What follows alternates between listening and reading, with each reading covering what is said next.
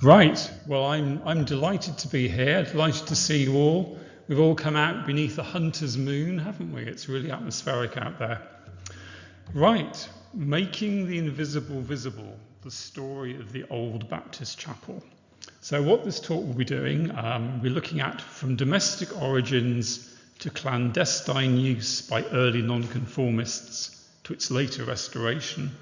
This enigmatic building has a rich and varied history, and the talk will cover, obviously, the building's history from the late 15th century to the present, and will also include, obviously, some theological issues as well, just to set the Baptists within the wider nonconformist world. So that's a picture of the chapel, up Old Baptist Chapel Court. I'm sure you're all familiar with it. Right, so the building itself dates from 1458, and we know that pretty certainly because a few years ago there was a dendrochronology project in Tewkesbury, which I'm sure a lot of you are familiar with, and the building was dated from then, so it predates the Battle of Tewkesbury, so it's older than that, older than we thought, and it's actually older than the Baptist faith, so it wasn't a chapel originally. It's a classic timber-framed building.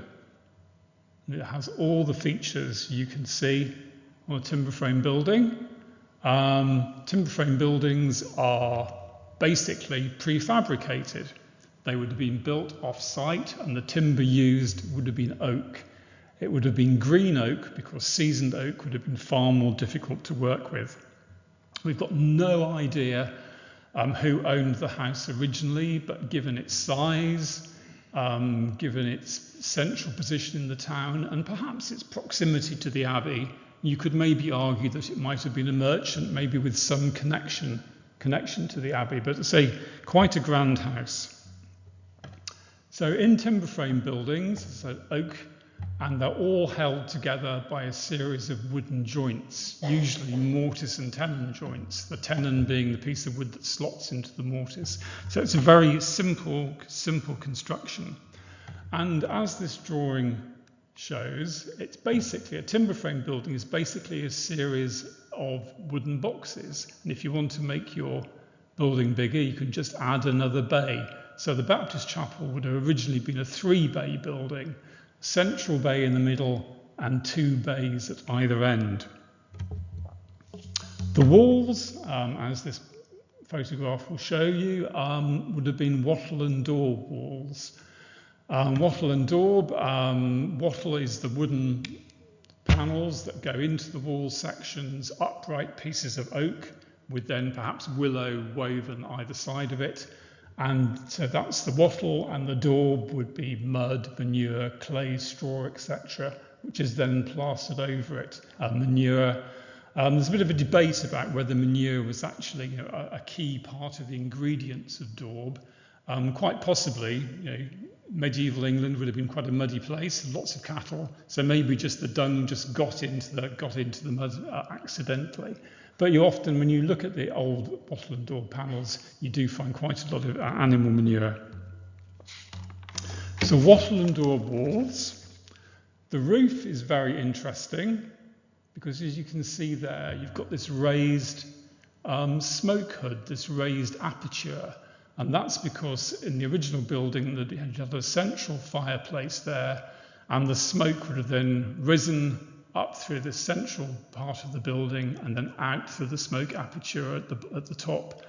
And we know the smoke hood was there because when you go up into the attic of the chapel, you can actually see the blackened timbers from where the original smoke hood was. As for windows, the windows would have been very, very simple mullioned windows. They probably wouldn't have had glass until about 1580. Glass is really expensive. So you'd have probably had maybe something like oilcloth covering the windows. That's not oil you put in your car, that's linseed oil covering linen. And for security, you'd have had wooden shutters that you could then cover over your windows with. But quite conceivably, they might just have been open to the elements. So a classic timber frame building predating the Baptists. So we're going to inevitably touch on some religious issues. We're going to first look at sort of early religious reformers, because the ideas that the Baptists took up far predated them. So as early as the 14th century, there were demands that the Catholic Church in England should be reformed. Theologians, like John Wycliffe there, who promoted the first translation of the Bible into English, argued that the church had fallen into sin and that it ought therefore to give up all its property and the clergy to live in complete poverty. When you consider just how wealthy monastic foundations like our one in Tewkesbury would have been, that was quite a revolutionary. And these sort of ideas 300 years later would be expressed in the Baptist movement. So these actual words, we pray God of his endless goodness, reform our church, all out of joint to the perfecting of the first beginning. These words were written in actually 1395 by a group of Lollards concerning the faults of the church. Now, Lollardy was a political and religious movement which began in the 14th century and was an important forerunner for the later Protestant Reformations. The word Lollard, we believe, comes from the Dutch and was often used as a term of abuse, as it meant actually mumbler. So the idea was that these were people in congregations, religious theologians, who were mumbling about all the issues and all their concerns and what they thought was wrong with the Catholic Church. And there's a whole long list of what they thought was wrong. So what did the Lollards believe? That the Catholic Church was corrupted by its wealth and its misuse of power, that the Pope had no part to play in worldly affairs, only in spiritual matters. Rather than serving the people as Christ had intended, the priesthood was arrogant and corrupt. You can imagine how well this must have gone down with establishments like the Benedictine monasteries. The Bible should be available to everyone in their own language. True power belongs to God, and any attempt to use power for individual gain is therefore wrong. There should be a return to simplicity and morality in religion. All good stuff. All human beings are brothers, or presumably sisters as well. So Lollards had very strident and strong beliefs, and these beliefs will all feed into the Reformations, the dissolution, and later nonconformity. A lot of these things we'll pick up later when we talk specifically about Baptists. So Lollards in Tewkesbury. This is quite interesting as a little aside. In 1414, Sir John Oldcastle, a Herefordshire knight and a Lollard, led an unsuccessful rebellion against Henry V. He wanted to seize the king and introduce sweeping religious and social reforms. Now, according to a 15th century chronicler, Thomas Walsingham, people living around Tewkesbury assisted in Oldcastle's revolt. Oldcastle is also thought to be the model for Falstaff in Shakespeare's Henry V. So an interesting character. Needless to say, following this rebellion, persecution of Lollards became severe. So what was the legacy of our friends the Lollards? So in the early 15th century, it was suppressed by the state as a movement, and people were executed, like our poor friend here, Mr. John Badby, for heresy, executed in 1410. We're not quite sure what he did. He was possibly a tailor, maybe a blacksmith, and he was executed and lived in the West Midlands. And he was the first layman, this is a good pub quiz question, he was the first layman to be executed in England for the crime of heresy. But Lollardy expressed a desire amongst people for a move away from the established Catholic Church and for greater religious as well as political independence. And in many parts of the country, including Gloucestershire, Lollard beliefs persisted. Now, it's open to debate how much our Tewkesbury Baptists owed to Lollardy, because the church becomes much later, but certainly these ideas are very prevalent in the area. So the early Baptist movement, we're going to look at the periods of 1611 up to 1642. Now this rather interesting picture, this is our good friend Martin Luther, the German theologian, nailing his 95 theses on the door of the castle church in Wittenberg in Germany in 1517. And his 95 theses detailed his opinions about the practices of the Catholic Church. And he particularly disagreed with the church's custom of selling indulgences to pay for sins. Perhaps less dramatically than this picture would give you the idea of, he probably didn't actually nail his theses to the wall. The current thinking is now he posted them to his local bishop, which is probably less dramatic, but that's a sort of famous image that we have of Martin Luther, nailing his articles to the door. So, the Baptist movement. For many pious English Protestants, the Reformations of the 16th century were seen as incomplete. Okay, you've got rid of the Pope as the head of the church, but you still have, you've replaced him with a monarch. And the church still has, for a lot of zealous Protestants, way too many Catholic elements. Enthusiastic Protestants rejected rituals, priests and bishops as obstacles to the worship of God. And they wanted a simpler form of worship based on scripture, in which preaching was absolutely central. It's no good just going to the church, sitting there quietly listening to a priest. You actually understand the Bible, understand scripture. So here we have John Smith. And John Smith was a Church of England priest who preached in Lincoln, but who broke with his church.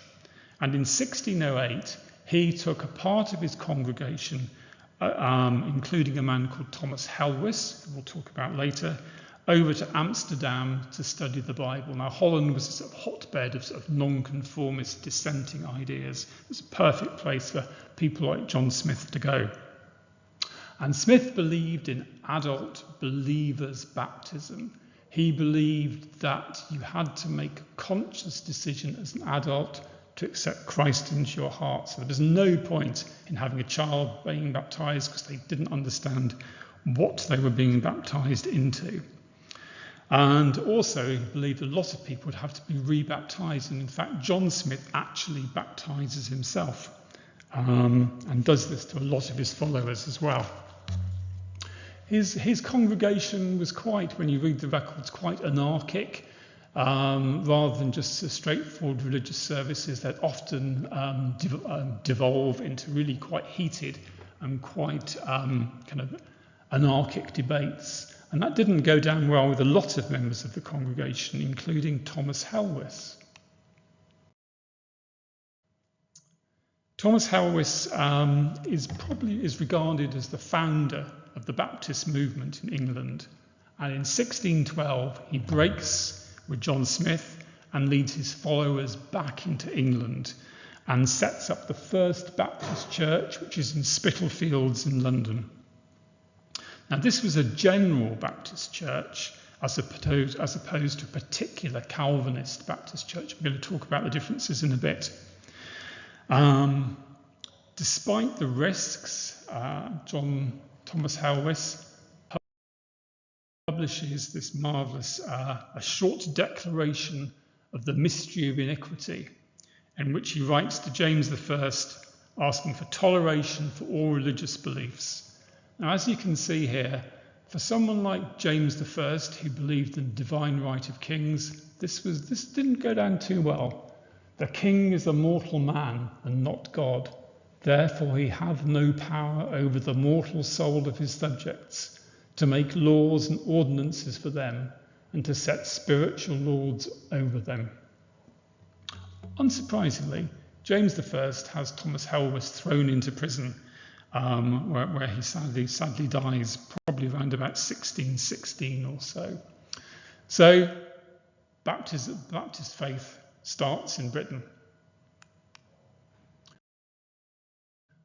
Just before we move on to our kind of Baptists we have in Tewkesbury, I just want to have a word here for the Anabaptists, because there's often a lot of confusion between what's a Baptist and what's an Anabaptist.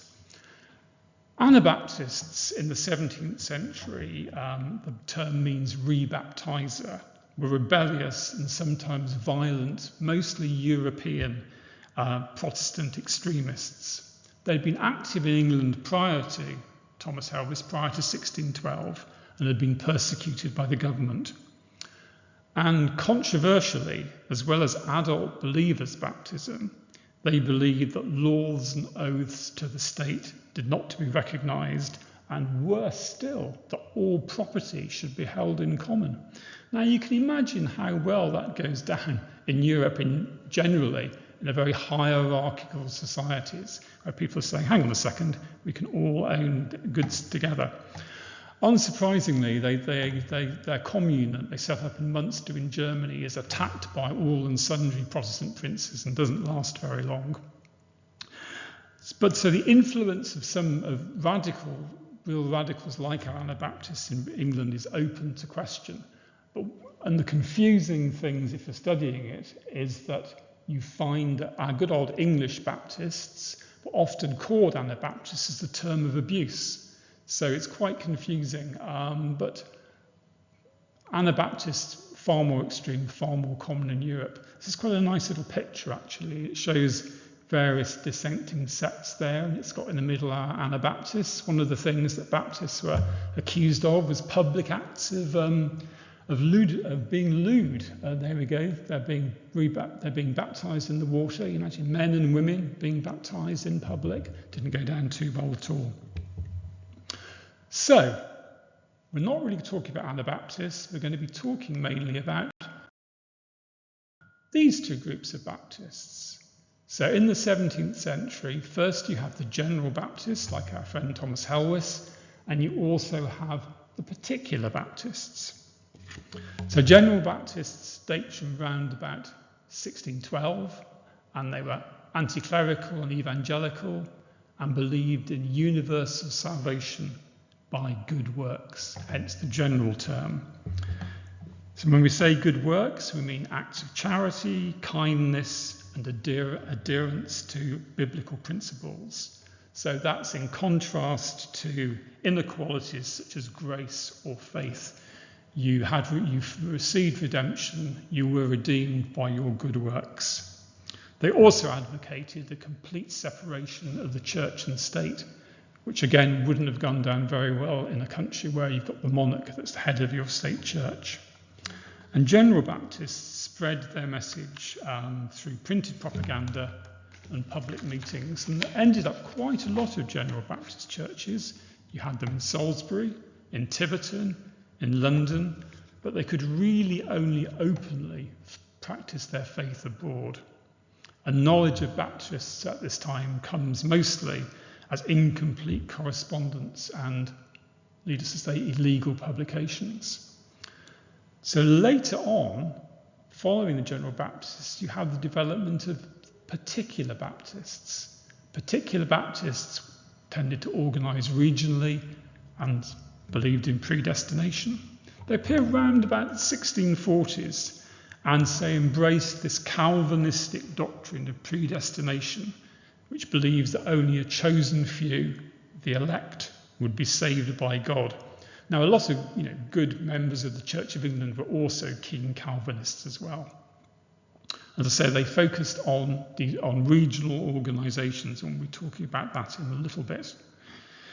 And at these meetings, they discussed lots of issues and left lots of documentation, which, as I say, we'll cover in a bit. So why were Baptists persecuted? Why did they have to meet secretly? Why could they only practice their faith abroad?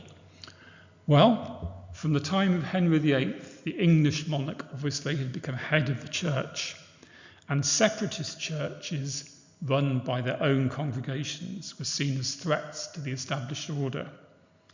Tudor and Stuart monarchs required unquestioning obedience as royal governors of the church.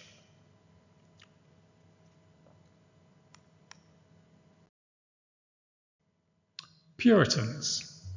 So many Baptists at this time could be described as Puritans, although, again, lots of good members of the Church of England were also described as Puritans. And Puritans believed that preaching and studying the Bible were far more important than rituals. And they had quite a strict religious view of life. Their beliefs demanded a constant striving after salvation and a refusal to compromise with sin and human weakness. Theirs was a world in which the individual Christian was always engaged in the eternal struggle between good and evil. And crucially, their relationship with God was a highly personal one, and many saw no need of a priest coming between them and God. This is quite a nice picture here. It shows the importance of the sermon, and it's the parable of the sower. And you've got the immortal seed on the right there, falling on fruitful ground, and then the barren seed falling on those people that didn't listen on the barren ground. So preaching was absolutely essential, far more important than just simple rituals.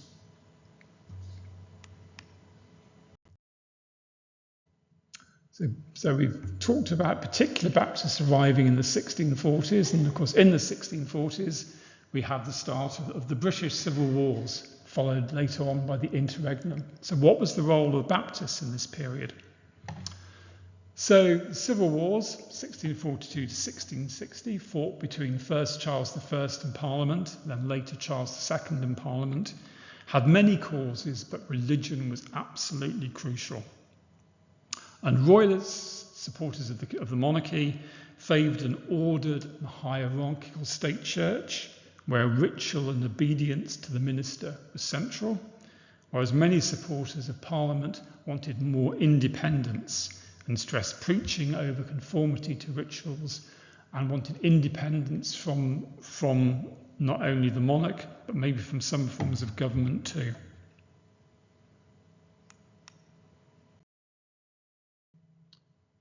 Charles I. Yes, Charles I is an interesting and divisive figure in many ways, often accused of being pro-Catholics, but obviously was a good member of the Anglican faith. Unfortunately for him, a lot of the things that he believed in, the beautification of churches, the importance of rituals, smacked of lots of Catholic elements. And then worse still, for zealous Protestants, he goes and marries a French princess who was also a Roman Catholic. So that doesn't go down very well at all with zealous Protestants. So religion was a decisive factor in choosing sides in this rather nice 17th century woodcut. Shows the royalists, parliamentarians. So the growth of the Baptist churches and the break was a direct result of the breakdown of the Church of England during the war and was later strengthened by Parliament's victory. And Baptists supported freedom of conscience in religious matters and more democratic control by Parliament. And Baptists served in parliamentarian armies. Following the Civil War, a lot of them would rise to high office. And in fact, by the end of the Civil War, parliamentarian armies are actually acting as disseminators of radical Protestant ideas. And you often find wherever Cromwell's New Model Army march, you often find Baptist churches emerging. So there was many parliamentarian soldiers were as much evangelical preachers as they were military men.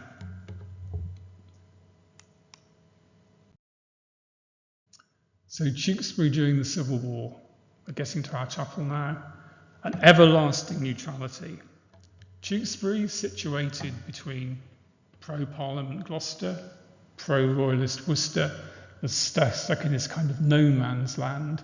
And a parliamentarian supporter at the time said that what Tewkesbury wanted, what most people in Tewkesbury wanted, was an everlasting neutrality. I suspect quite a few people in Britain during the Civil War really wanted an everlasting neutrality.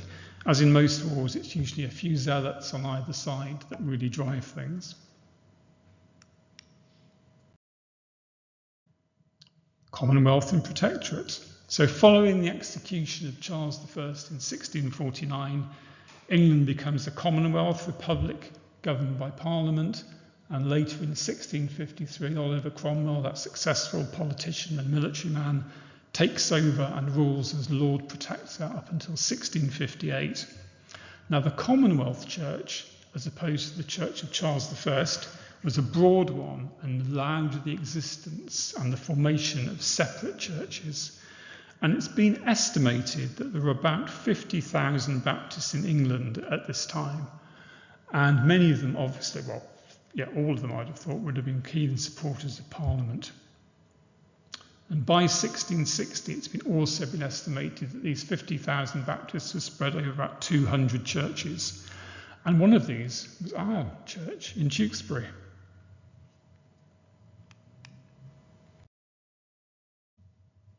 So, the Tewkesbury Baptist Minute Book, a rare survival. We're aware of the Baptist Church in Tewkesbury because of the survival of this minute book. And the book dates from 1655 and covers the period up to 1808 and was written by various members of the church, including ministers and pastors. And it's an invaluable historical resource which reveals the runnings and workings of an early Baptist church. And the actual minute book itself is in the archives in Gloucester. It's a small, rather unimpressive book. But if you want access to it, you're in luck because it's been digitized and it's now available via the John Moore Museum website.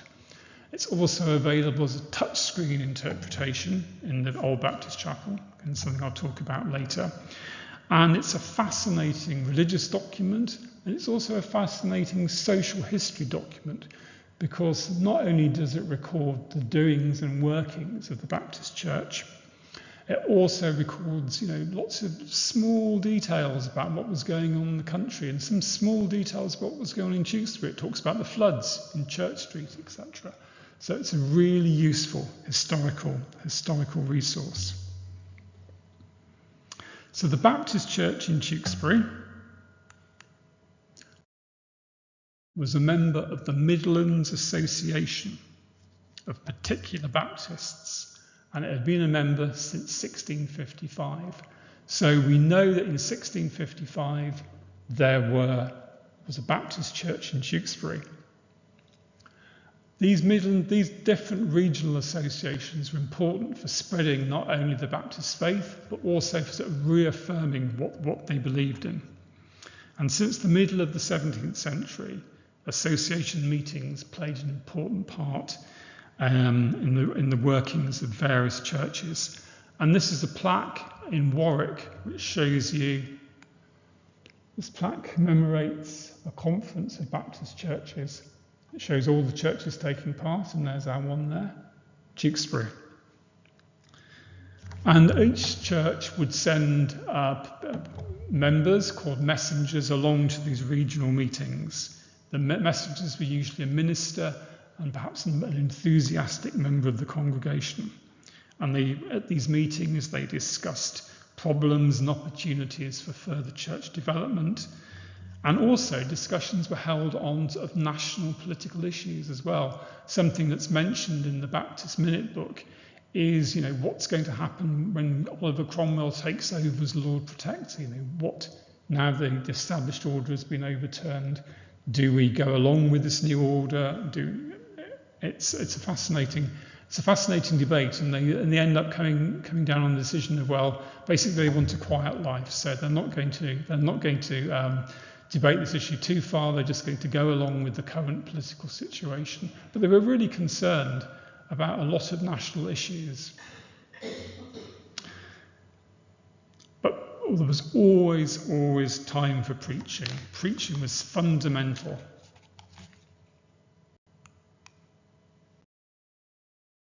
And this is an extract from the Minute Book titled The Need for Secrecy.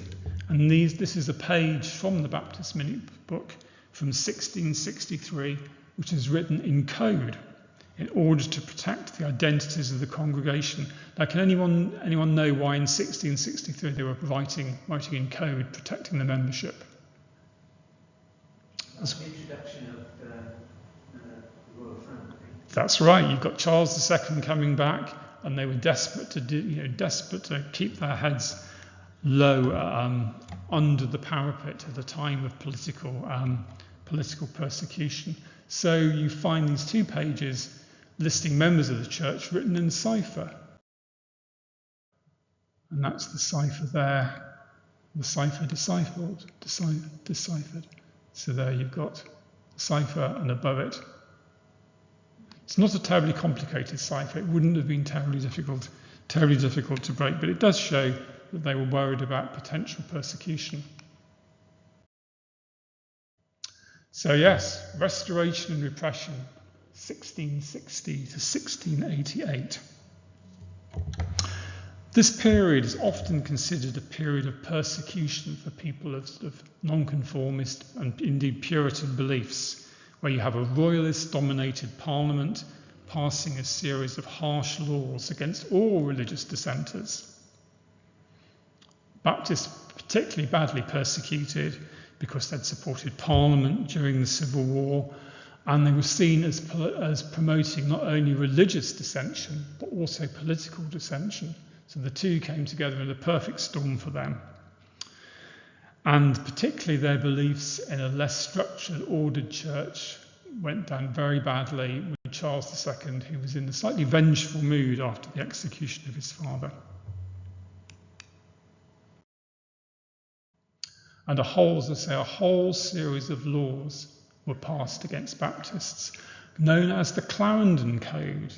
Clarendon is the first Earl of Clarendon, Edward Hyde, who had been an advisor to Charles I, and then later becomes his son Charles II's chief minister. And he establishes what's called the Clarendon Code, a series of laws against religious dissenters.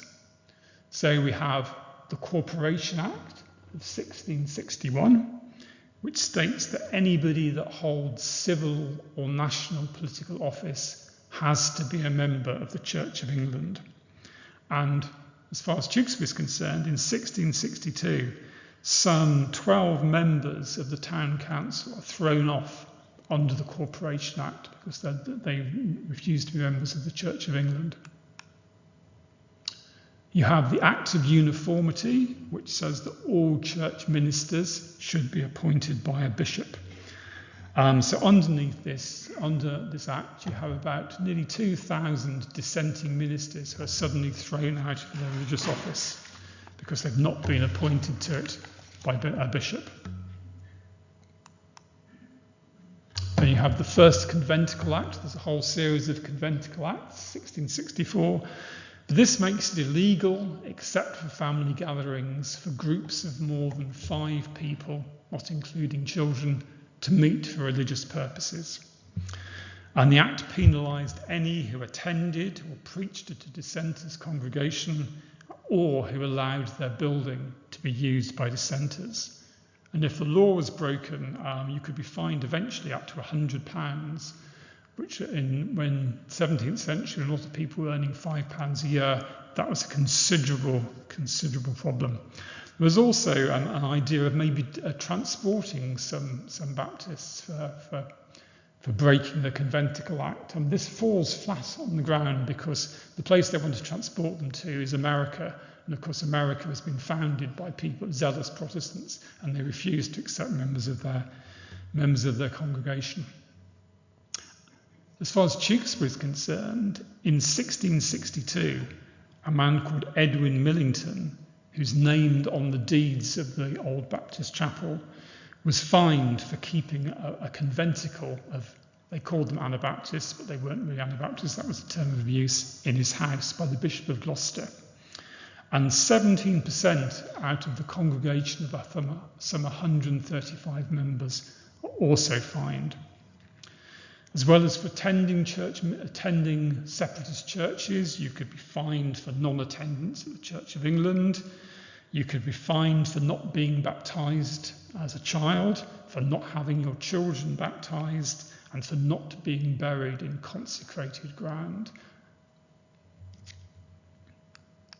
Finally, just to add to the picture of persecution, you have the 5 Mile Act, which said that ministers, dissenting ministers, being thrown out of their churches, couldn't then come within 5 miles of their church. Neither could they take in lodgers, and the idea of not taking in lodgers was because the government was worried that if they took in strangers, they might actually be spreading the faith and using them as teaching academies. However, probably for Baptists in a small town like Tewkesbury, life would probably have gone on. Persecution tended to vary considerably depending on local circumstances.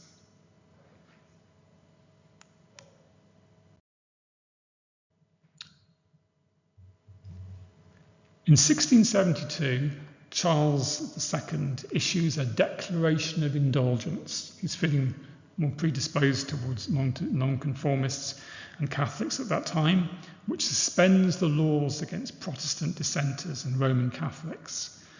However, the declaration crucially declares that meeting places must be registered with the government. So you say, oh, you've got freedom to worship, but you have to actually tell us where you're meeting. Unsurprisingly, many dissenters thought, we're not going to flag up where we're meeting. We're not going to register our church, because once we've been registered, then the authorities know where we are. And in Tewkesbury, there is no licensing of meetings for the Baptist Church issued under the Indulgence Act. So our Tewkesbury Baptists were playing a very calm and quiet game.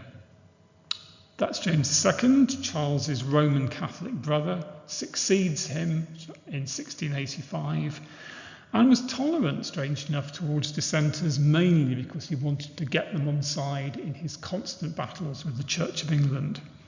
Needless to say, despite this, most Baptists welcomed his overthrow in 1688 by Protestant William of Orange and his wife Mary, James II's daughter.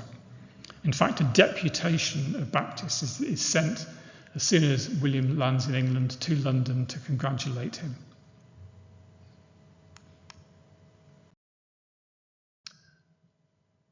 So this is a nice little allegory of the Glorious Revolution of William of Orange coming over and taking charge of the country for good Protestants.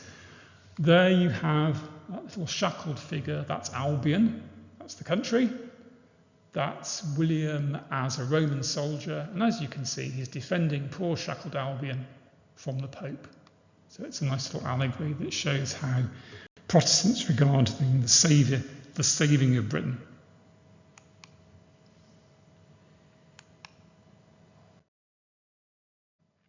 So, under William, you have the Act of Toleration.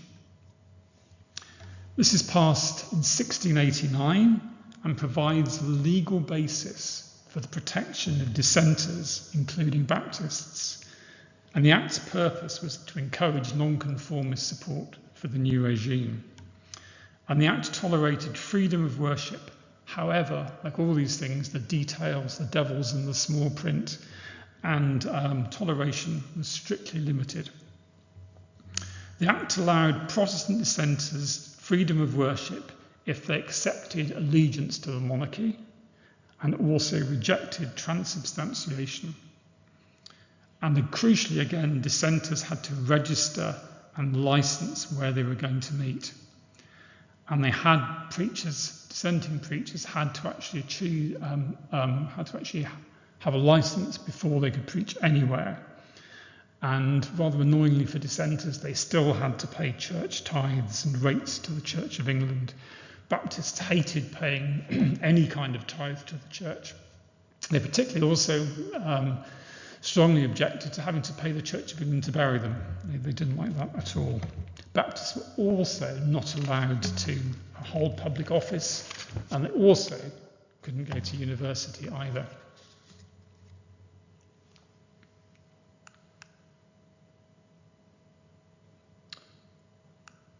So allegiance to the monarchy, rejection of transubstantiation, obtain licenses, banned from holding public offices. So toleration, but toleration within limits. Exclusion from universities. So, in 1689, the Baptist minister in Tewkesbury is a man called Eliza Herring. And with freedom of worship under the Act of Toleration now assured, membership of the church had grown to, we think, about 150 people. So during this period, late 17th, early 18th century, the decision is made to transform the building, what's known as, wasn't then known as the Old Baptist Chapel, into the Old Baptist Chapel. They talk about transforming the property in Millington's Alley. Now, Millington's Alley which is now Old Baptist Chapel Court. Also, it's sometimes known as Meeting House Alley. And the first recorded use of the building as a church, place of worship for nonconformists, is 1711. So though rather confusingly we've got the Baptists in Tewkesbury in 1655, they don't actually flag up this building as a church until 1711. But now that they're freer to worship, they then decide to convert the building into a recognisable place of worship. So this drawing shows you what, if you cast your minds back to the medieval building, this shows you what they did to it. So you've got the outside walls there. It's the interior. So the outside walls, the timber framing was covered in render to make the building look more fashionable, newer. Very importantly, those old mullioned windows, which we looked at earlier, they're replaced by these large 18th century glass windows. I think part of the idea is the whole thought of letting the light of the Lord into your building.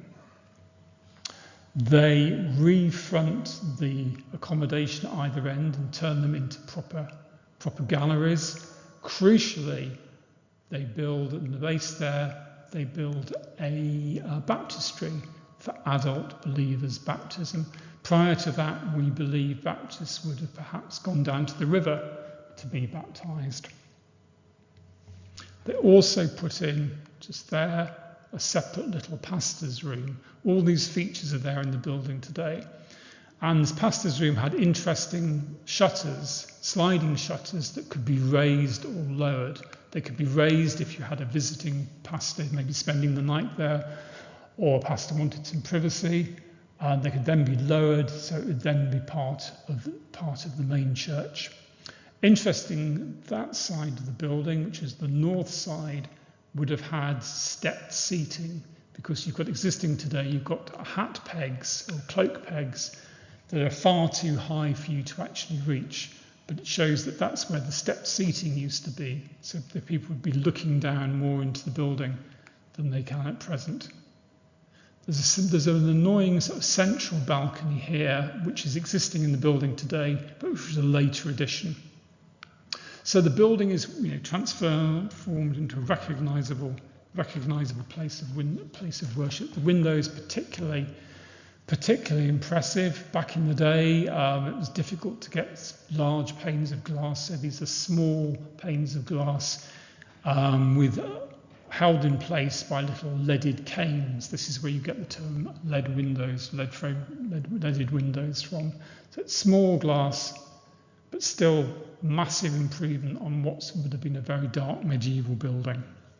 There's also, not shown on there, there's a pulpit.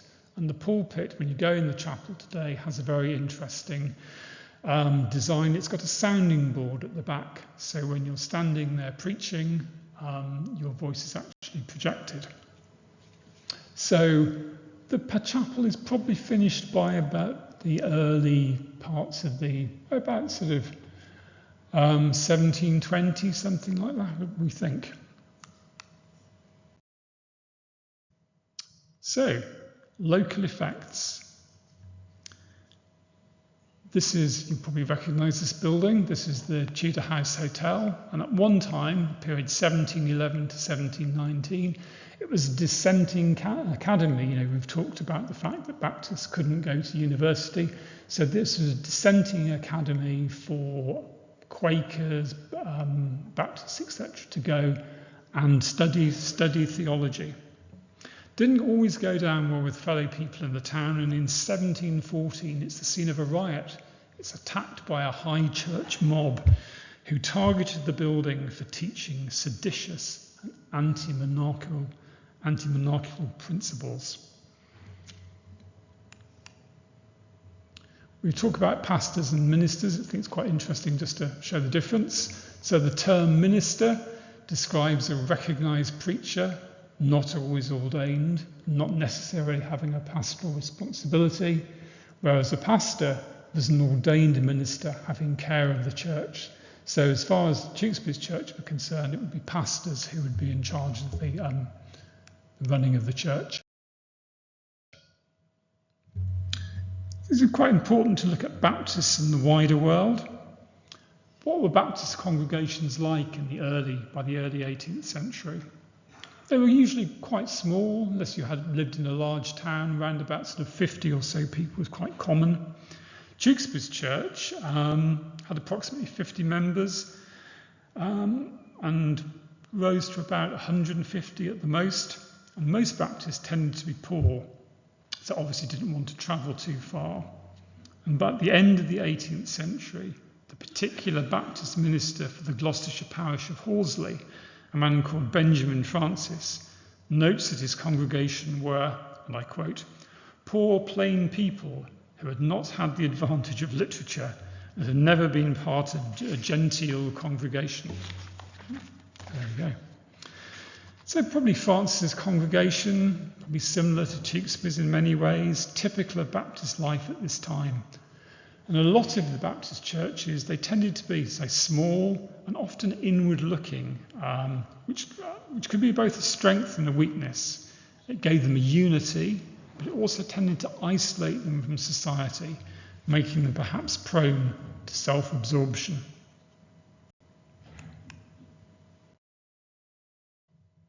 Hymns and music was always something that was open to debate. A lot of Baptists didn't like the use of hymns and music in the church. They wanted psalms. Singing psalms was all right, but if you started to sing hymns and you started to accompany psalms with music, not every members of the congregation were happy. However, you do find some congregations using Isaac Watts's composition of hymns and spiritual songs. So music didn't go down too well. Lots of other things didn't go down too well either. Preaching concerns in the 18th century. Baptists, like many good Christians at the time, were disturbed by the evident moral decline in society. Indifference to morality was seen across society, and drunkenness and the theatre, academies of hell and nurseries of all vice, were particularly singled out in a lot of sermons. They were also concerned about popery, the return of popery, important theme, and fear of popery was often stoked by popular pamphlets. They were also particularly concerned by the 18th century rationalism, the Enlightenment, which with its valuing of reason over religious life, with some people beginning to view good moral conduct as more important than the pursuit of personal salvation. So that was preached against by Baptists.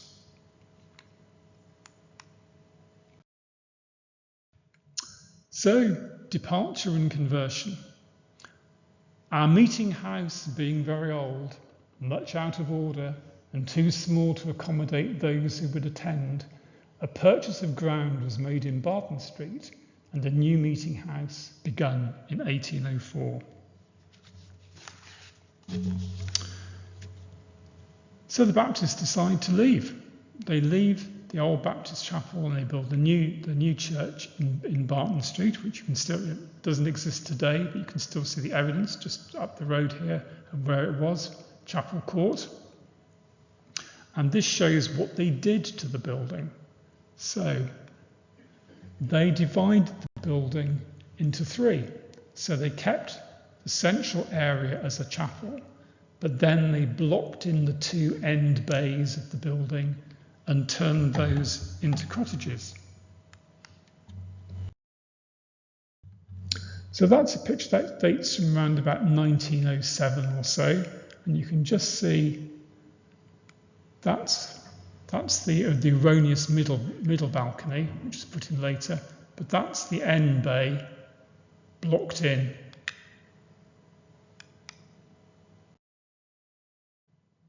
Picture there, you've got the nice pulpit there we talked about with the sounding board, showing you the windows. That shows you far better how the wall has just been built in there to form two cottages at either end.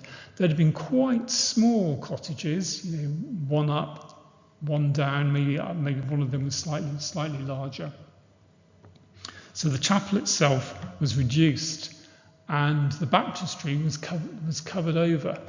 Now this picture shows you the middle central balcony, which we believe was put in the 19th century because the building was still being used off and on, and having truncated it so much, it was then decided that maybe they needed just a bit more space, so they put in this central balcony there. So that wouldn't have been there in the 17th century.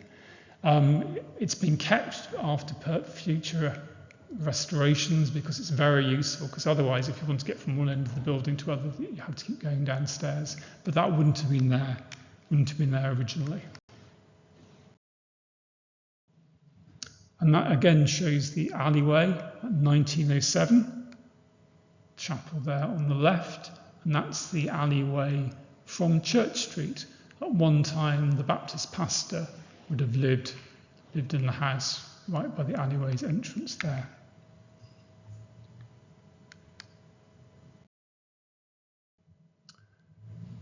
So, by the 1960s, the building's fallen into quite a bad state of disrepair. So it's used off and on throughout the 19th century, but far more off than on. So this is a model that we have in the Baptist chapel, which shows roughly what it would have looked like by sort of the 1960s. So you've got the chapel there, and you've got two rather sort of ramshackle, dilapidated cottages at either end.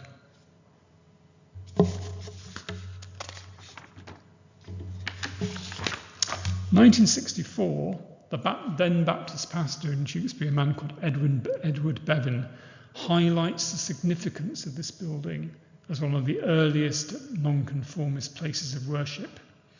And he added that lack of facilities meant the building couldn't be used more.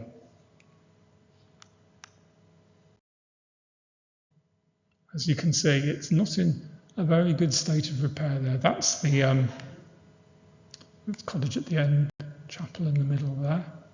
Those are two 18th century cottages, derelict at the time, and you can see that's the end of the chapel, showing people's houses.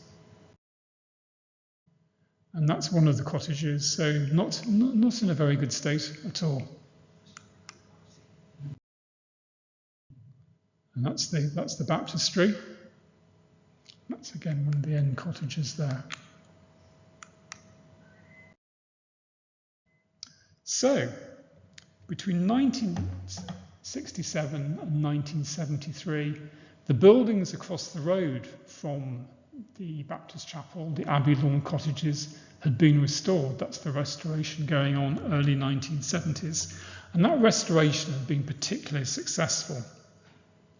So successful that the trustees of the Baptist Church and members of the local council approached the Abbey Lawn Trust that were responsible for the restoration and their principal architect and commissioned him to come up with a similar restoration scheme for the chapel. So that's the restoration of the Abbey Lawn cottages, almost complete. So, Jeremy Benson is approached, he's hired, and he looks at the building and identifies the three key periods for the building. So you have the medieval hall house, you have the Baptist meeting house, and then you have the later conversion with the truncated chapel, cottages at either end. And Jeremy Benson and the trustees of the chapel decide that the key feature of the building, its key most important historical period, is its use as a Baptist meeting house. So that's when they decide to restore it to that period. So that's the restoration beginning. They have to strip all the wattle and daub out of the walls. A lot of it can't be saved. There's only a small section of wattle and daub remaining today, but they had to take the building right back to its timber framing.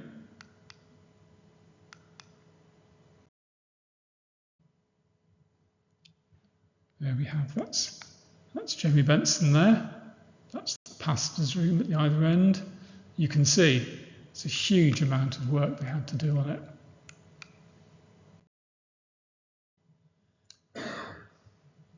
The building is held together on the top floor by a series of metal ties. These metal ties are interesting because the Baptists, I should have mentioned this earlier, in the 17th century, 18th century, put in a barrel vaulted ceiling, which is excellent for acoustics. But to put this in, they had to saw through the trusses on the A-frame roof. So these ties had to later be put in. And there are two of the original 18th century ties still in the building, but there are some 1970s ones that have now been put in. And they hold the building together. Without those metal ties in the roof, the building would have bowed.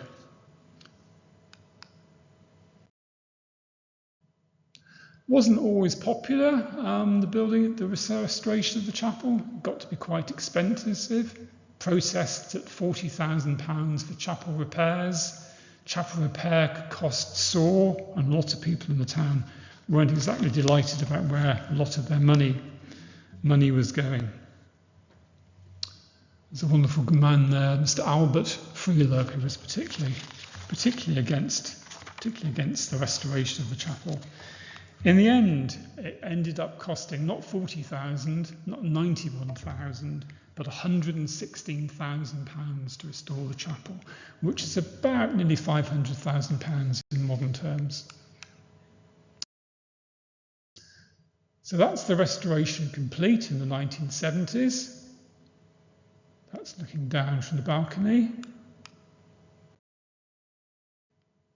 That's the pulpit we talked about, and that's the baptistry. The baptistry is interesting. It's a brick-lined building, and we believe it would have been filled by water collected from rain butts off the chapel, or possibly from a well in the alleyway. That's the little pastor's room.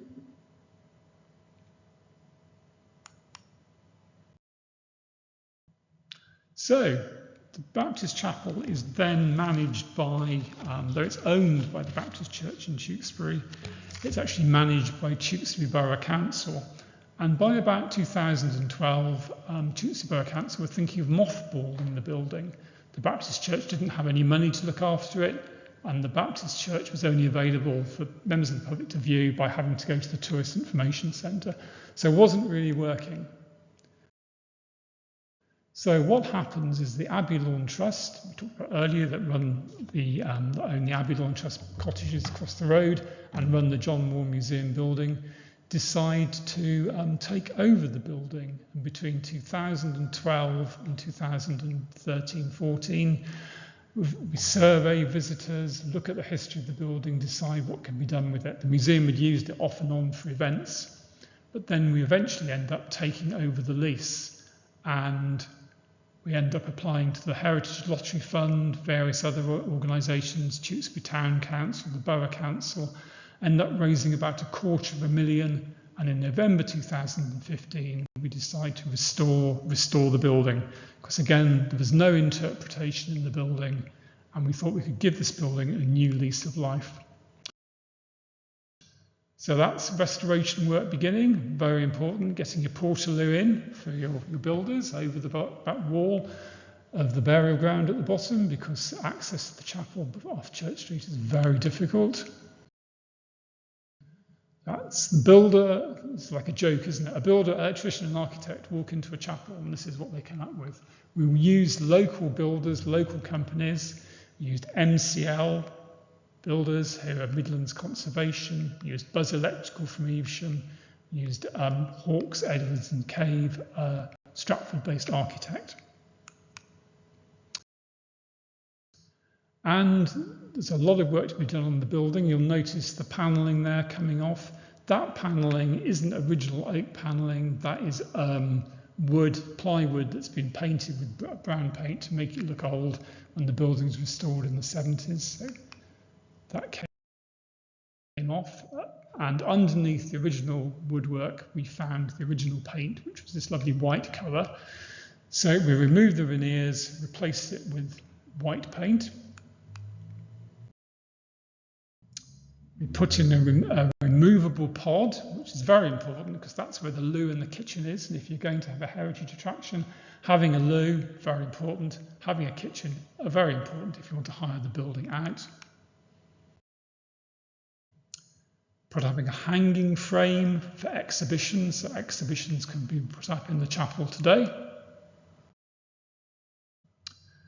Supervising or just getting in the way, that's me back in the day, just staring at someone working really hard. The baptistry had wooden covers over it, which were a nightmare to lift because they're very, very heavy. So we decided to put in security glass so that people could look at the baptistry and walk on it without actually having to raise the covers, because the baptistry obviously central to the building, central to the Baptist belief. That's the upstairs finished with interpretation panels talking about the history of the building. There are some of the ties we talked about earlier, holding the building together. View from the balcony, looking down. Pulpit, there's the pastor's room at the end. Those are the ties, that's one of the 18th century ties. We've put, as well as physical interpretation that you can read, we've got century chests which look at various periods of the building. So the idea was that children can try on stuff from different periods. It's usually the adults that try on stuff because they want to dress up. We have these various characters around. We used to have an audio system for the building. That's now going to be available online, possibly via your smartphone. That's a handling collection themed to different periods. You can try on the 17th century lobster pot if you so wish. Oh, and that's the touchscreen I talked about earlier. So that's the Baptist digitised Baptist minute book. You can scroll through it and you can drag bits out. There's interpretation within it. Lots of high-tech stuff. The thing that people seem to really like is the fact that when you can actually turn the pages like you can of a book, and you even get the noise like you can turn the pages, which is quite fun. Obviously, you're not all going to stand, researchers aren't all going to stand around in the pastor's room looking at the minute book. So this is all available online. Rather sadly, when you look at it online, you don't get the sound of the pages turning, but it's all there, all the facts are there. So that's a very sort of brief history of the Baptist Meeting House. So used probably by 1655, arguably maybe earlier. There's a story that it might have been used in 1623. There's a man called Thomas Harris, who's a Tewkesbury carpenter, whose names end up on the deeds at the time, and it's never sure. Why is a Tewkesbury carpenter able to own a large building like this? And it's thought he might have been acting as a front for a very, very early Baptist church. But if I was to put my money on it, I would say probably it's about the 1650s, particularly as our Baptists are particular Baptists and Calvinist Baptists, and that doesn't really start until the 1640s or so. Still, it's a very, very early Baptist church, arguably the earliest. And it's certainly one of the oldest buildings used as a Baptist meeting house. So, more than happy to take any questions.